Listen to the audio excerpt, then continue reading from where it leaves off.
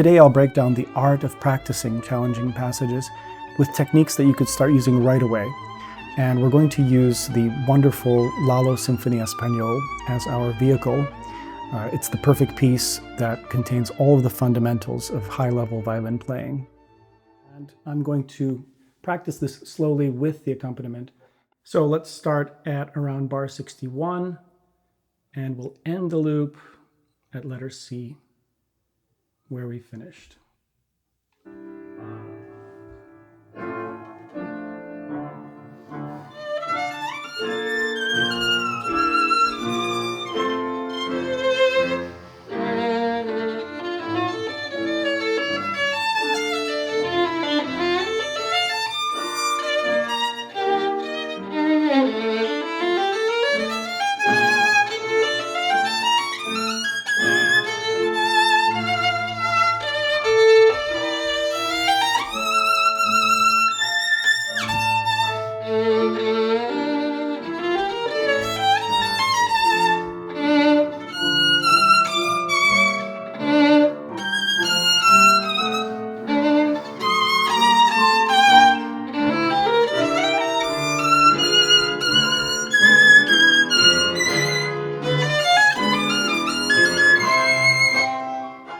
There's a couple of places where I still need more strength and more confidence. There's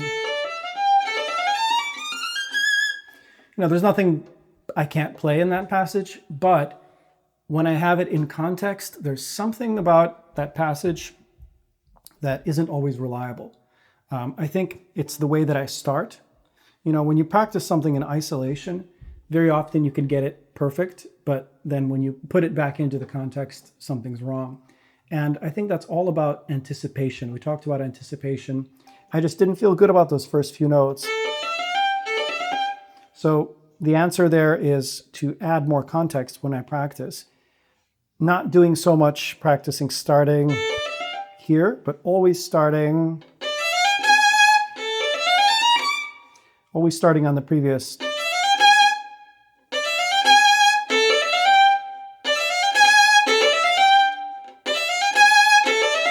Yeah, so it's this G sharp, intense vibrato, intense accent, right? We want that to really come out. But then I have to kind of soften my left hand suddenly. I can't keep it so hyped up. It has to be loose so that this articulation works. So that's something I would work on further. Another thing that I can't do is kind of really set the bow in a clinical manner. It has to kind of be hidden. And at the last second, I engage.